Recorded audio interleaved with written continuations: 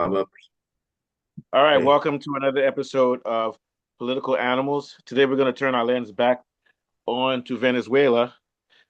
Now that Maduro has been kicked out and Dulce Rodriguez is the leader, a lot of people are thinking, is she a CIA asset or is she selling out the revolution? She claims she's not, but she's made a lot of concessions to Donald Trump. She's met with the CIA agent, which I find to be very strange.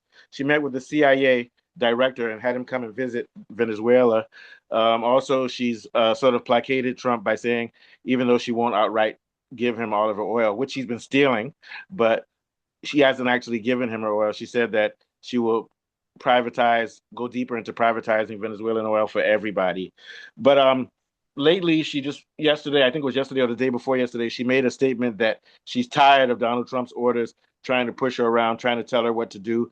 She says she's not going to cut relations with Russia and China and BRICS nations for sure, and she's not just going to give him her oil. So she's putting a lot of rhetoric, but this is juxtaposed with the fact that she met with the CIA director, which that doesn't mean she's bad. She's saying she's doing it to be practical because she doesn't want to spin her country into another attack from the U.S. But to me, she needs to take a harder stance against the U.S. government. She shouldn't be meeting with the CIA agent.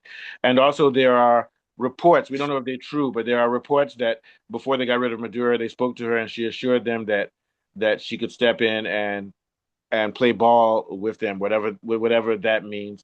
And they're not just her and her brother. So it could be very well be the case where they allowed Maduro or they undermined him so that he could be kidnapped. I'm not saying that she's bad or good for doing that. She may not have had any other choice, but the question is she really autonomous? And if she is autonomous, it doesn't look too good that she's so friendly towards a country that just took her president out. She's saying she's being diplomatic because she's looking out for the interests of Venezuela, but you don't have that level of diplomacy with a country that took your leader out just like that. You take a more hostile stance. You can still do business with them, but you don't meet with their leaders. You don't reach out and say, let's work together. What are your thoughts, Kunle? That makes me very suspicious of her right off the bat if that's true. Because I mean, how can you I mean, first of all, as a national, I don't let's say for example, Tinubu. Tinubu is not my favorite person. I don't like him. But God forbid somebody come and kidnap still my president, go and kidnap my president. It's humiliating. I feel humiliated as a Yeah, Venezuelan president. They're humiliated. And then you cannot there is no way, even Venezuela, you cannot take that guy unless there are people on the ground that are helping, that are helping yeah, him, that are helping the US troops. There was they tried 638 times to get the Cuban leader, they couldn't. They've tried hundreds of times to get the Burkina Faso guy, they can't. You can only get them if there's someone on the inside. And if she's chatting with them saying that she can do business with them, she still may be innocent.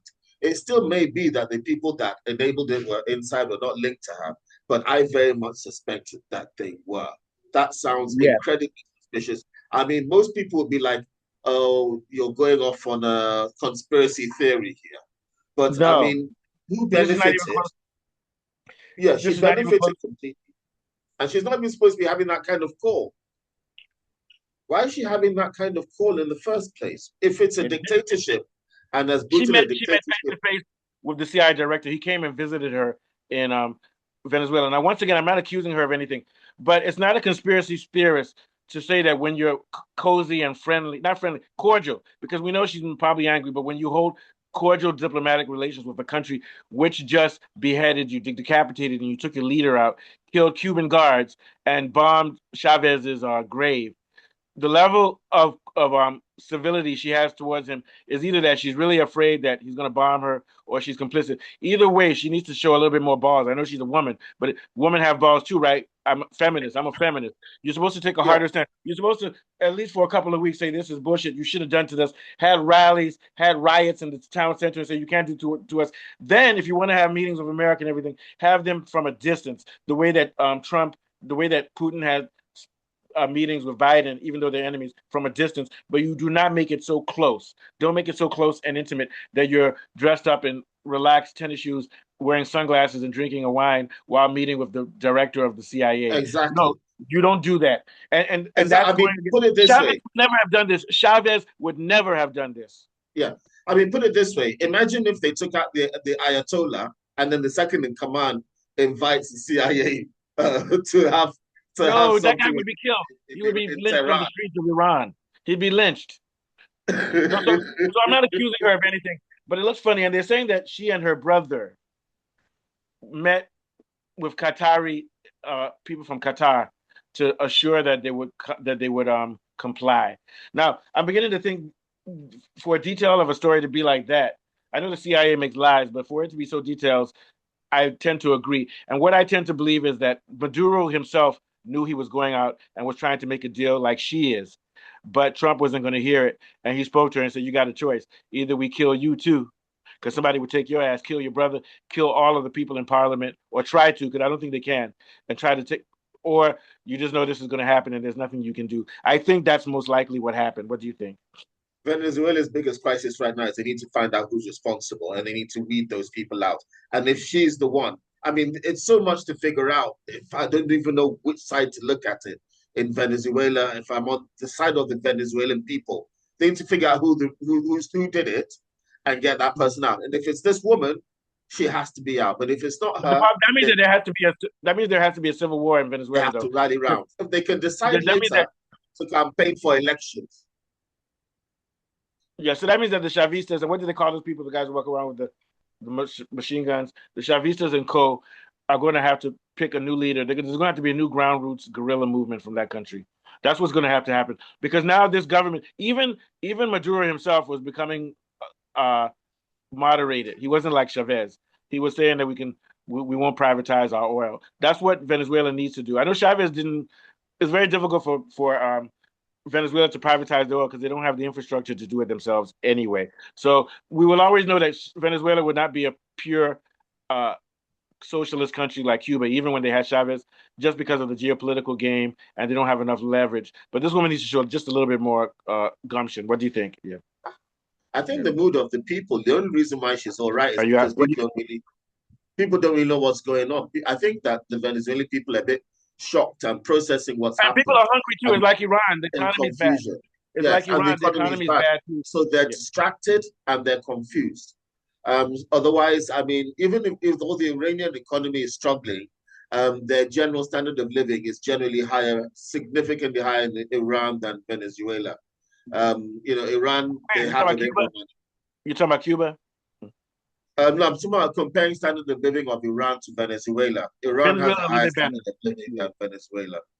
Yeah. And because Venezuela has been going through this crisis for quite a while, Iran's crisis just kicked off about 2 or 3 weeks ago when the price of food doubled. And Yeah. that's what's caused the problems. But I Yeah. mean, they're And actually well organized country. and also a lot of people in Venezuela right now. I mean, what can they do? Their leader's been beheaded. The country was already under sanctions, so there isn't like a fever pitch revolutionary spirit amongst the people to the level at which they did when they killed off all the Spanish elites in their country. I mean, you know what I mean, the Spanish Venezuelan, the ones who are part white. But it hasn't reached that level yet, and the U.S. has done a very good job now of quelching feelings of revolt in Iran and in Venezuela because the U.S. dollar is so strong that it's brought those countries to their knees that people are too hungry to worry about revolution. Just like me, I'm not on the streets pushing for socialism in America because I have to pay my bills and for my beer. So that's the advantage that the U.S. has, but it's only going to be temporary because the collectivos are still on the streets looking at her I think carefully. that's more severe for Venezuela than Iran because I Yeah, think Iran's got a bit more of a problem with Mossad agents running around. I think yeah, Venezuela, they've yeah, got more of a hunger problem. yeah, yeah. So Venezuela is going to be in limbo for some time. Anyway, what are your last thoughts before we head out? Yeah, Yeah, it's quite sad what's going on with the might is right Don Road politics that's going on in Venezuela. And as we see this new leader, is she a traitor to her people? Is she a savior to her people? Much remains to be seen, and many more things need to happen in the future. But yeah, as and we wait for those things, yeah, I'll okay, I end was with going to you say, continue. Yeah, but I was going to say to you, you can continue. As she just to remind people what the show was at the beginning. She's saying, "I'm tired of Trump's rhetoric. I'm not putting up with it anymore." Well, we want to see what you're going to do now. Yeah, take us. You can yeah, continue, Colette. she needs to stay on that line in order to keep the confidence of the people. Because I think that if she starts catering to Trump, they will do something bad to her. Oh, they will. So They will. she needs to remember where she comes from. And And also, cautionary note, yeah. on Go ahead. that cautionary note, from myself and Mustafa, we bid you goodbye, farewell, and cheer. Don't forget to like and subscribe, and we'll see you on the next one. All right, we're doing an F1 with Afolabi and Co. in about 20 minutes. I'll send the link to you in like 10 or 15 minutes. Okay. All right, Thanks. cool. All That was right. a good one.